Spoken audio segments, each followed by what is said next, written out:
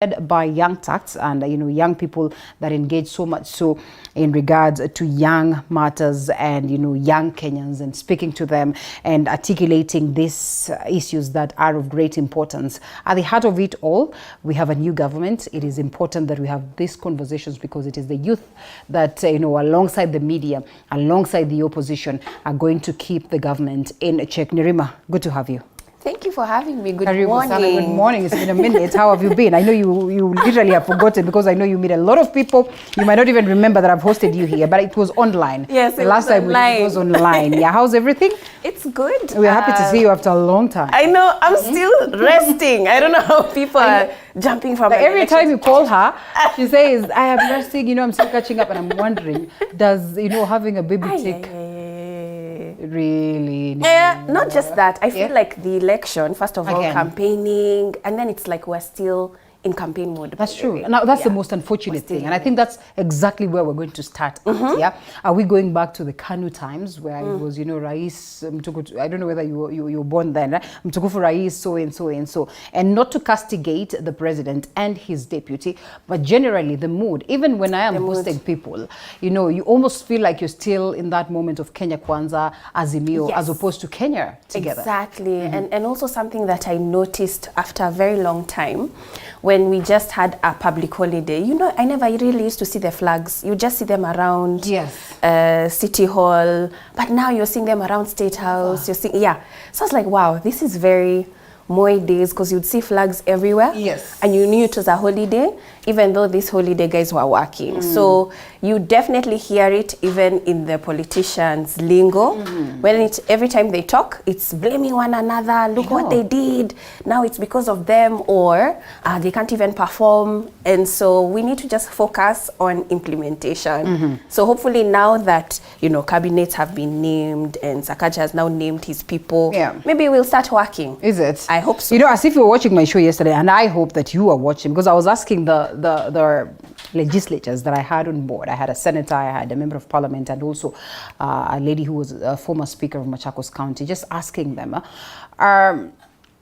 to what level are we going to get to a space where we'll stop saying that, we are correcting a mess, this government did that wasn't right, to a point of, let's swing to action. Have we gotten there yet? We're not there yet. I think we're going to get there when the work that I do actually begins to be recognized in the country, because what we need to do is push for accountability. Right. So as much as it sounds simple, but it's not so simple. Right. Young people especially have no idea, in terms of their budget processes, or why it's important to be involved in them. Because by the way, leaders will only behave if they are kept in check. I know, right? Especially our leaders.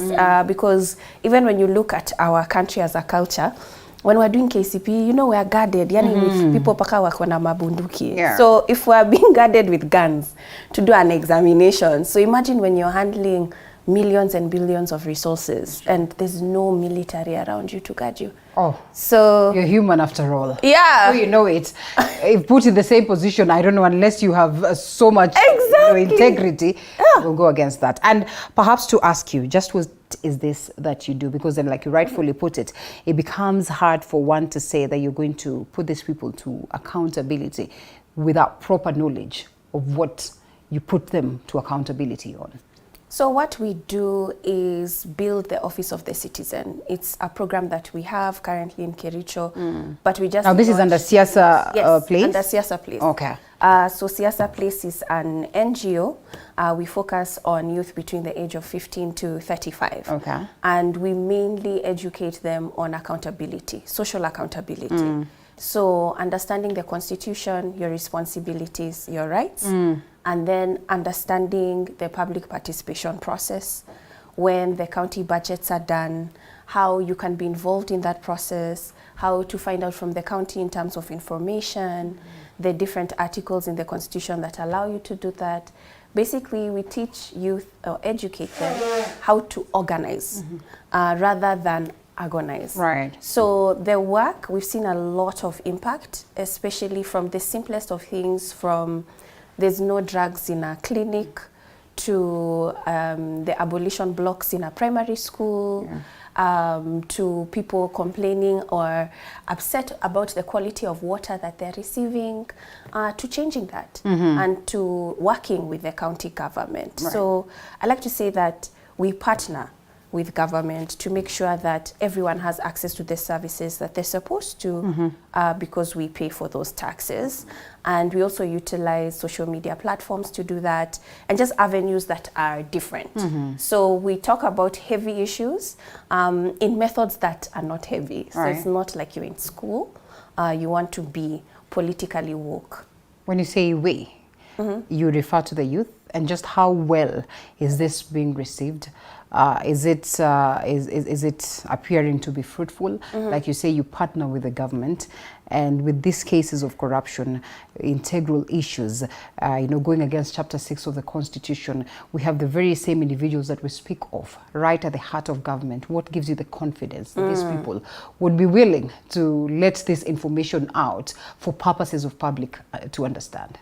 I think what gives me the confidence is the fact that there are youth that we've worked with, and 3 of them are now members of County Assembly in Kericho. Oh, nice. And so we've seen that it has made a difference there, where the community has seen them as leaders, and now we need to watch them and partner with them and help them with their work, and make sure that at the end of their term they actually meet the promises that they made to the public. And so that gives me hope. It's small pockets of change, but that's what change is. It doesn't have to be a massive wave of change, but also when we first come in and talk to youth about it, they're just like, politics, just keep it away from me. In fact, they think politics is these influential national leaders bickering across each other. No, politics is access to resources. It's who gets what when. And as soon as youth understand that politics is the kind of school I can go to, the kind of education I can get, the kind of health I can get, the opportunities I can get, they begin to change because they realize, hey, hapa, if I'm not keen, I will not have a future for myself, and I need to be involved in this process. So I think once we break down those processes, we see more and more young people wanting to engage and be involved, and even communities that have come together and organized themselves and even formed networks. You can see a huge difference with how even duty bearers in county government respect them, listen to them, respond to them. You call them for meetings, they come, and you're able to build plans together. So I have a lot of hope because I've seen it work, but there's still a lot of work to be done. If we, and I'm glad that you say that, if we are to give a percentage, perhaps you started this program with the knowledge or with a desire to create change, to fill a gap. So far, so good? Yeah, I'm feeling a gap. You're feeling a gap, and and it's working positive? Because I see you also say that you engage so much so of society.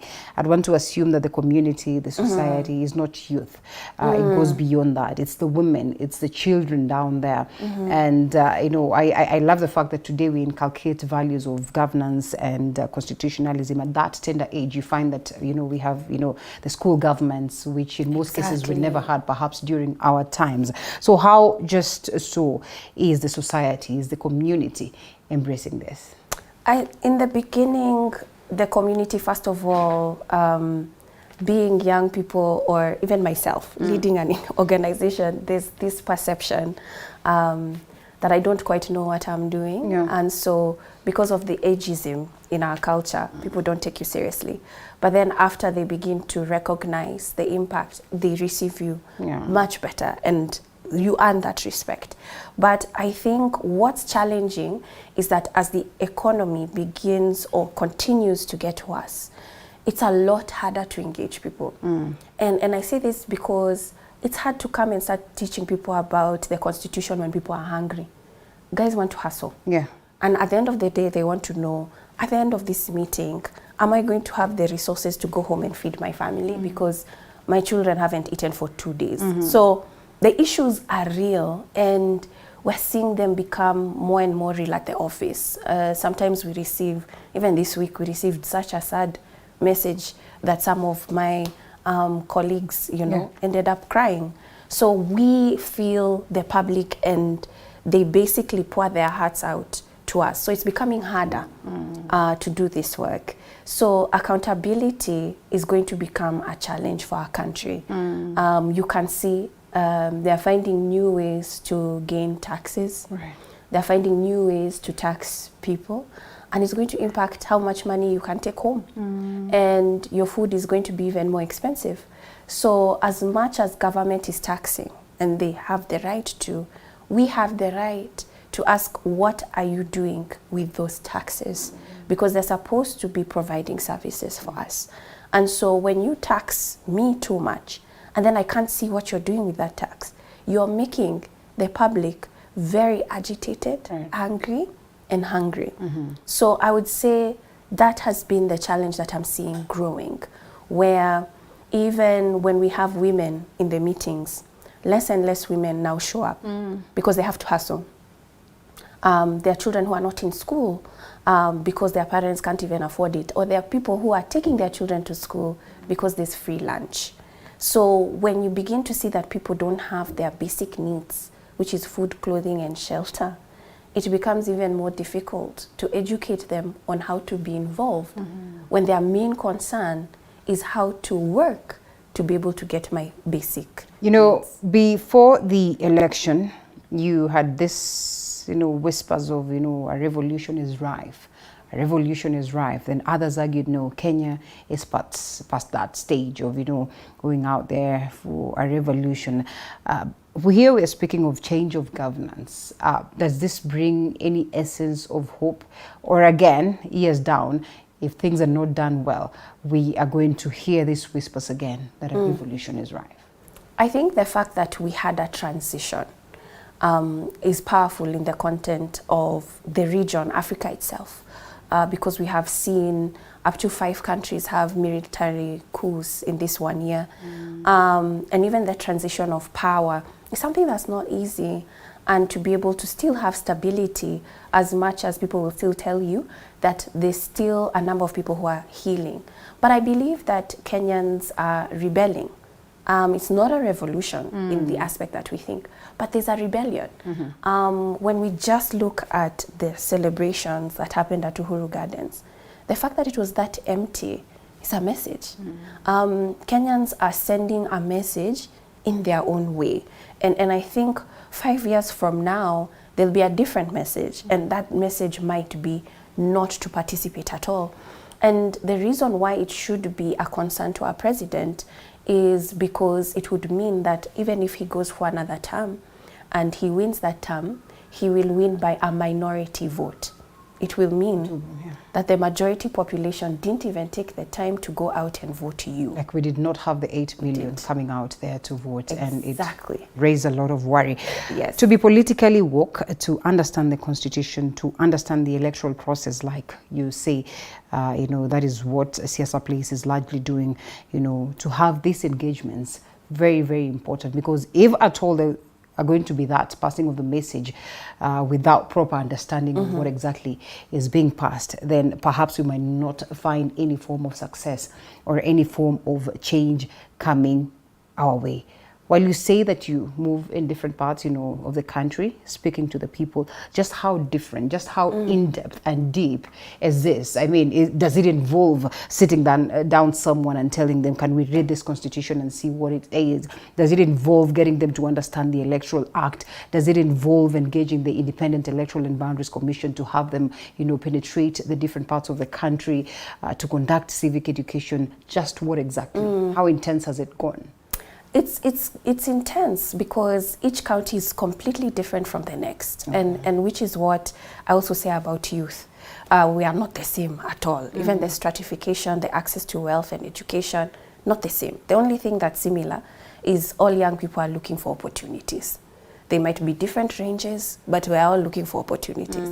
So the work that we do in Busia and the formation, we normally work with groups, so borders, business, circles, chamas, youth groups, sports groups.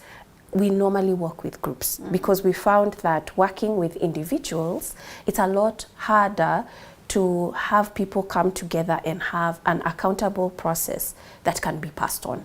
See, our work in Busia, they formed a steering committee.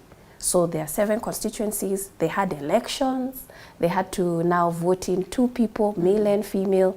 Now they have a committee of 14 that meet regularly and basically shadow some of the bills that go through in the county and highlight some of the issues that happen. In Kericho, it was a completely different story.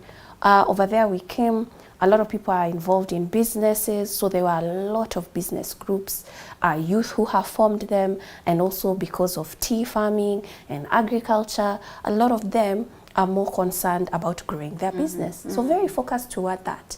So they ended up forming a network.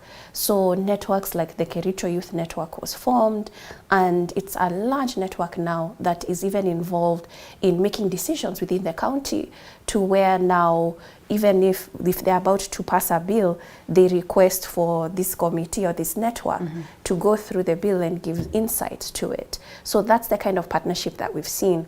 And so when you ask what's the difference, Kenya is so diverse, and I'm really excited because we're going to be starting work in Nairobi. And I'm curious to see how we're going to be able to crack that, because we always enter open-minded and first have to understand the public, it being the CBD and surrounded by informal settlements. Our engagement is going to be very different. Many of the key questions are going to be business at the CBD, hawkers. It's going to be transport. And, you know, we're going to find ourselves working with these different sectors a lot more than others.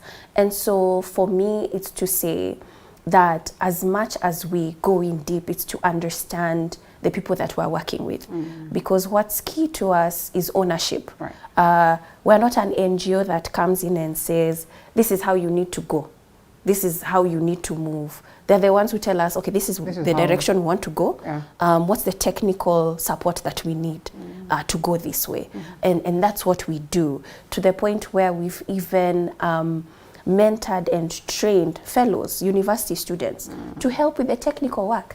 Because if your grandmother in the village has a problem with access to water, she's not going to go and type a whole letter and send to the CEC and say she hasn't received water in the last 3 years. So it has to be a university student to support her to do that. So we do a lot of partnerships in that sense as well. All right, I'll come and understand some more on the partnership with government. Allow us to take a quick short break and perhaps crack this some more after that.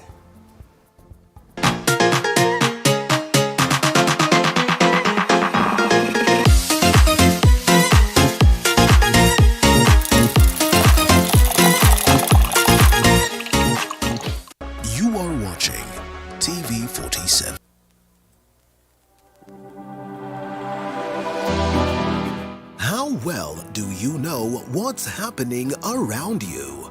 Morning Cafe with heated political debates. Baraza la siasa. Hiyo kitu azungumzie, angalie hali ya maisha ya watu. Informative health discussions. Business, farming. Tasty Wednesday, Fitness Thursday, and Feel Good Friday with amazing DJs, celebs, waimbaji, kuna comedians, alafu kuna wajinga, and music bands every Monday to Friday from 6 a.m. to 9 a.m.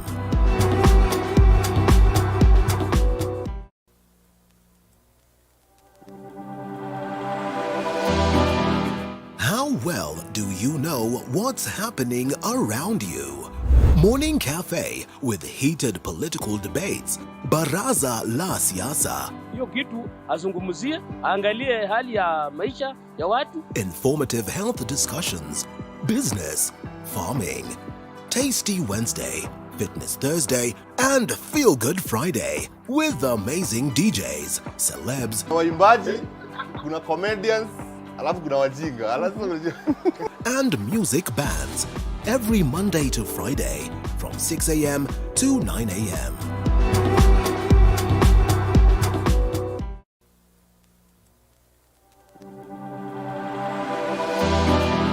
How well do you know what's happening around you?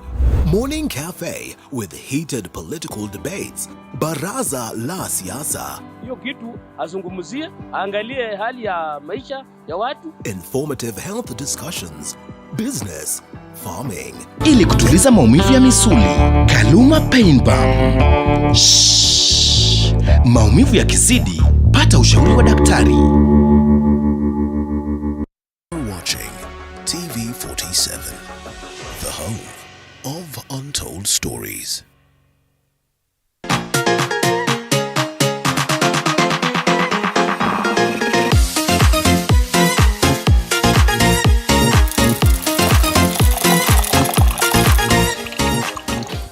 Welcome back to this very candid conversation. Nerima Wako serves as the Executive Director of Siasa Place as we discuss just how important this organization is working towards making sure that the young people or the young Kenyans are engaged on matters leadership, and that is understanding the constitution, understanding the electoral processes, governance, and so much so that runs in this very, very, bloodline of our country. And so, Nerima, before we took that break, I was just trying to think of the NGOs and how many times they have been celebrated because of the things they've helped countries gain, but at the same time castigated because it appears like they come in and sometimes they will get into the minds of the citizens and perhaps corrupt them, to work against the government. And sometimes you'll find different governments, especially in Africa, trying to fight some of these NGOs. And so it's still not so clear as to what it is that they get to do in different spaces that they get to. You hear there's a crackdown on NGOs. These ones are not registered. Let's have them out. These ones are doing so much. They are the very ones who are taking cases to court for the sake of the people and so much more. So in your own special one now, this is Siasa Place. How do you intend to make sure, and I know you started by saying that you work closely with government, but remember it's a new reign. Perhaps now you have to go familiarize yourself with these people.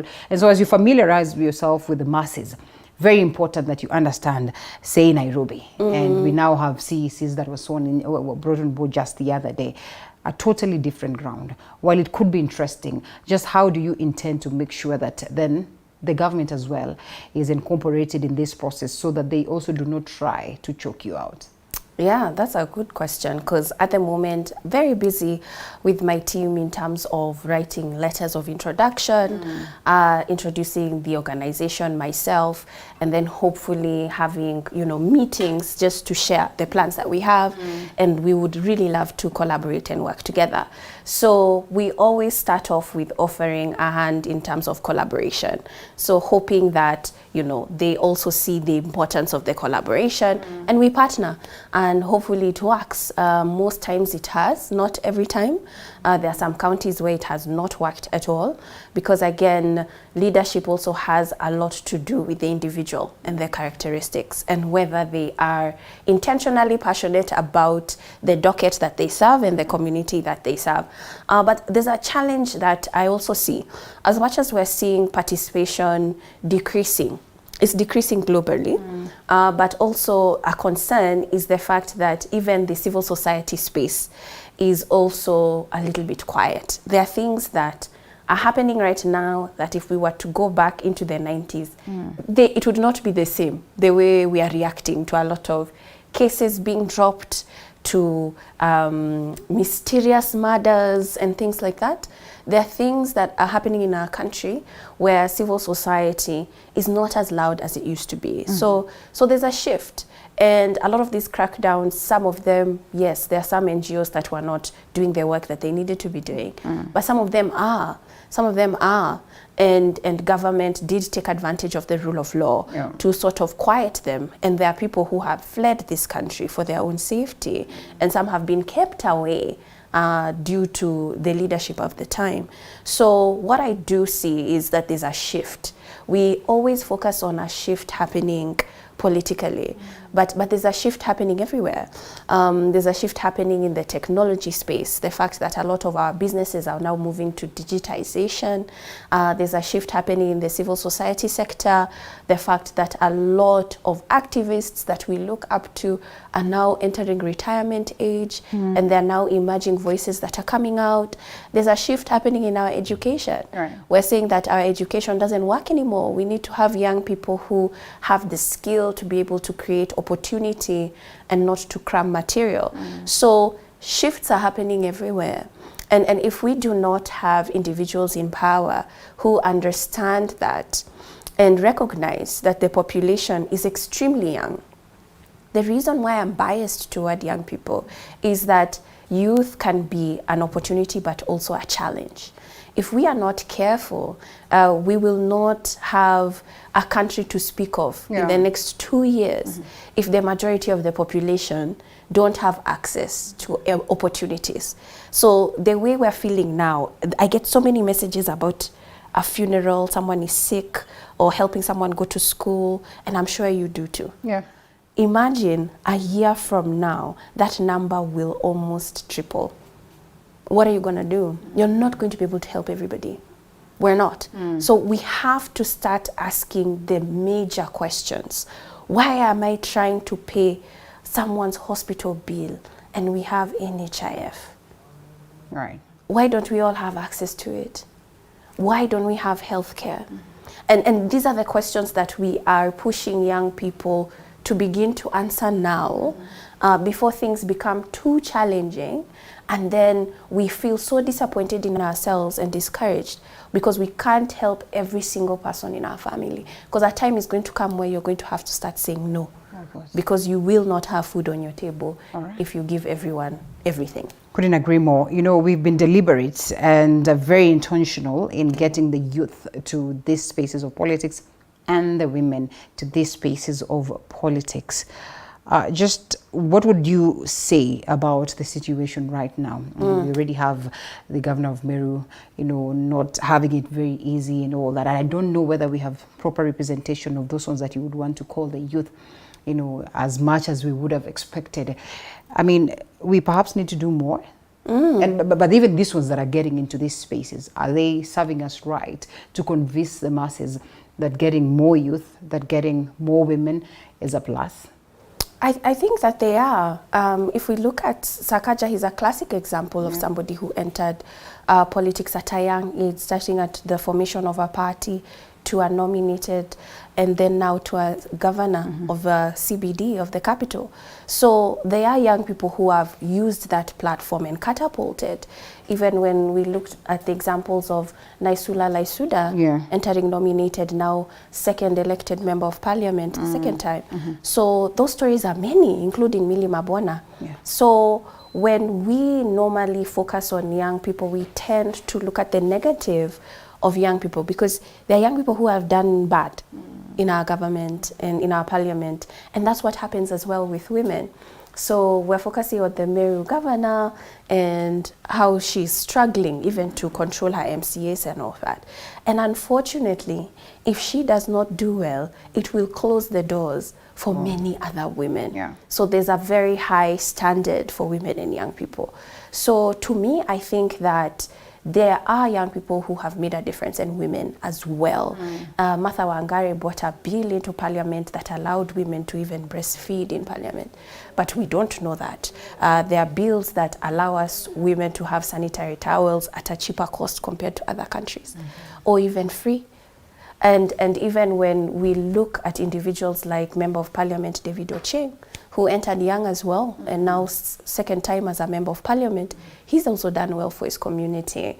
So it's to highlight what these individuals have actually done and to demonstrate to the public that, hey, there are individuals who have made a difference in Parliament. I'm tempted to ask, do you think he's done well for his people when he shifts gears immediately after they have voted in him and are starting party? You know, they are wondering what is not happening. I thought it was on the basis of the party, and before you know it, it's a different story. Yeah, well, I'm not surprised because politics is still at a space where we use our parties as vehicles.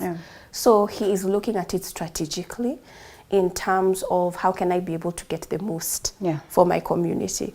So it was a choice of strategy. Like I said, politics is about who gets what when. Obviously, I do know that there are people within his party who were extremely upset, and it broke relationships, and that has happened across the board with all the parties that Such as politics. Yes. Such is is politics. Nerima, you know, we could talk and talk and talk and talk because, again, this also is a subject that interests me, but time is not on our side. Perhaps what to take home in relation to the fact that we have, you know, the cabinet set, and this is across also the level of the counties, and now that you work with the county and the national government at large, what is this that we take home from your program and, you know, as an expectation that is to the current government? To take home for me specifically would be to learn something every day in terms of what's happening, in terms of the decisions that are being made by our governments, and discussing it in our circles, whether it means in university, the community core base, or even in your chama.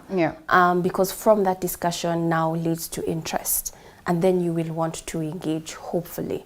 So find a subject matter that's of interest to you and plug in and understand where the government comes in to that subject matter of interest to you. Right, well put. Siasa Place Executive Director Nerima Wako Ojiwa, thank you so much for speaking.